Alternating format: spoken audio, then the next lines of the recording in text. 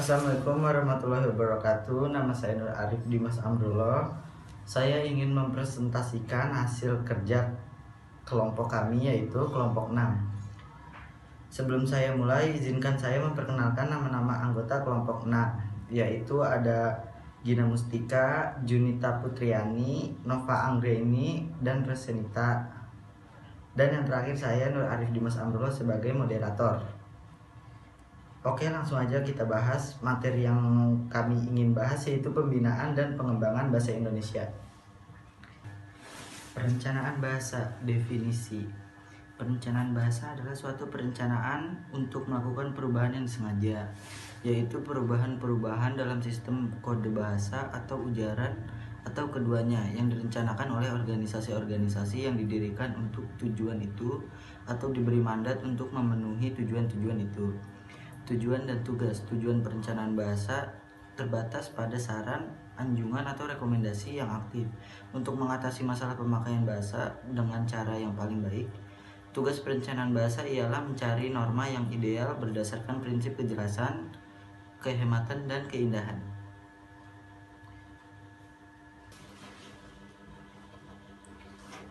Pembakuan bahasa Indonesia. Ragam baku adalah ragam yang dilembagakan dan diakui oleh sebagian besar warga pemakainya sebagai bahasa resmi dan rujukan norma bahasa dalam penggunaannya. Ragam tidak baku adalah ragam yang tidak dilembagakan dan ditandai oleh ciri-ciri yang menyimpang dari norma baku. Jadi ragam baku adalah ragam yang dijadikan tolak ukur sebagai ragam yang baik dan benar. Ciri-ciri ragam baku adalah kemantapan yang dinamis, kecendikian, dan kerasionalan. Kedudukan dan fungsi bahasa Indonesia. Kedudukan bahasa Indonesia: 1. Sebagai bahasa nasional dan bahasa negara.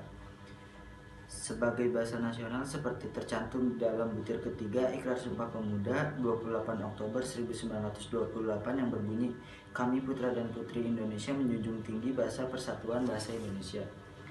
2. Sebagai bahasa negara seperti tercantum di dalam pasal 36 Undang-Undang Dasar 1945 yang berbunyi, bahasa negara ialah bahasa Indonesia.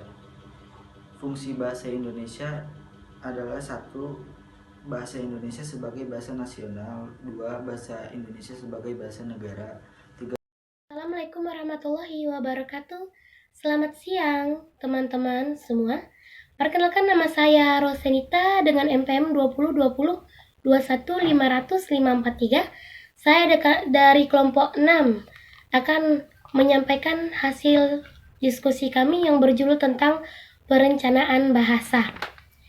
Definisi perencanaan bahasa adalah suatu perencanaan untuk melakukan perubahan yang sengaja, yaitu perubahan-perubahan dalam sistem-sistem kode bahasa atau ujaran atau kedua-duanya yang direncanakan oleh organisasi-organisasi yang didirikan untuk tujuan itu atau diberi mandat untuk memenuhi tujuan-tujuan itu.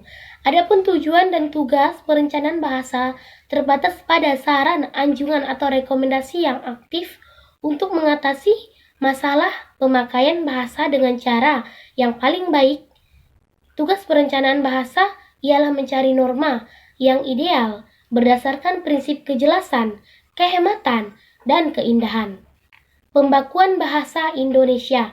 Ragam baku adalah ragam yang dilembagakan dan diakui oleh sebagai besar warga pemakaiannya sebagai bahasa resmi dan rujukan norma bahasa dalam penggunaannya. Ragam tidak baku adalah ragam yang tidak dilembagakan dan ditandai oleh ciri-ciri yang menyimpang dari norma ragam baku. Jadi, ragam baku adalah ragam yang dijadikan tolak ukur sebagai ragam yang baik dan benar. Adapun 3 ciri-ciri ragam baku ialah: yang pertama, kemantapan dan dinamis. Kedua, kecendikiaan. Yang ketiga ialah kerasionalan. Baiklah, materi selanjutnya akan disampaikan oleh teman kita, Kakak Junita Putriani Sirait. Kepada Kakak Junita kami persilahkan. Assalamualaikum warahmatullahi wabarakatuh. Perkenalkan, nama saya Gina Mustika, NPM 2020 2150539. Saya akan melanjutkan materi yang berjudul Kedudukan dan Fungsi Bahasa Indonesia. Kedudukan bahasa Indonesia: yang pertama, yakni sebagai bahasa nasional. seperti yang tercantum di dalam butir ketiga Sumpah Pemuda 28 Oktober 1972 yang menyatakan bahwa kami putra dan putri bangsa Indonesia menjunjung tinggi bahasa persatuan, yakni bahasa Indonesia.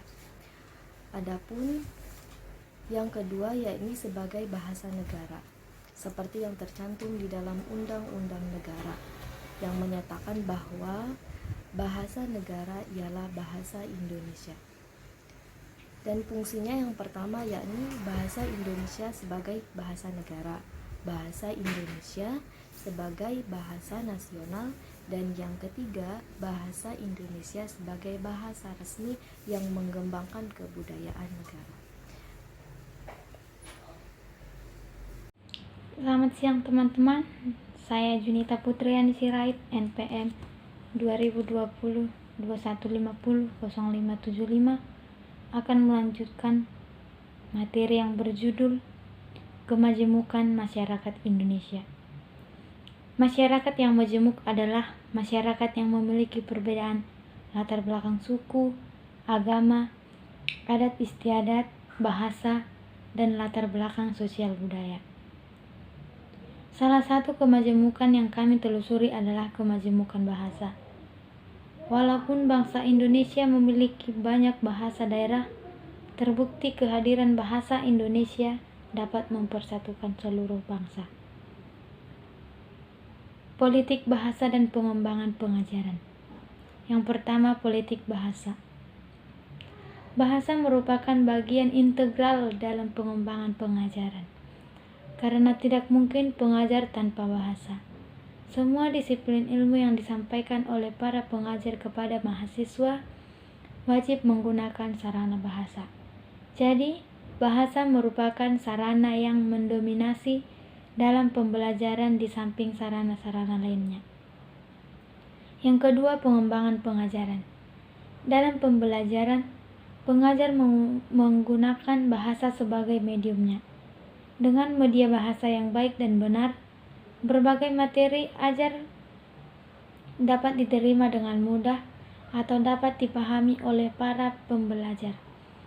Terkait pembelajaran bahasa, pengajar hendaknya piawai menyampaikan ajaran kepada pembelajar dengan berbagai metode. Dengan metode yang efektif, niscaya materi kebahasaan tertentu akan dapat dicapai oleh pembelajar. Saya akan melanjutkan materi yang dibahas oleh Junita. Nama saya Nova Anggreni, NPM 2020 553, kelas X2C. Di sini saya akan membahas tentang politik bahasa nasional. Yang pertama ada kebijakan nasional. Politik bahasa nasional adalah kebijakan nasional dalam bidang bahasa nasional, bahasa daerah, dan juga pemanfaatan bahasa di Indonesia. Dengan kebijakan ini, bahasa dapat direncanakan dan diarahkan secara efektif. Yang kedua ada bahasa nasional. Bahasa nasional adalah bahasa yang dikerarkan di Sumpah Pemuda pada tanggal 28 Oktober tahun 1948 dan juga tercantum dalam Undang-Undang Dasar 1945 pada bab 15 pasal 36 sebagai bahasa negara. Yang ketiga ada bahasa daerah. Bahasa daerah adalah bahasa yang digunakan untuk berkomunikasi antar anggota atau antar masyarakat di suatu daerah di Indonesia. Yang keempat ada bahasa asing.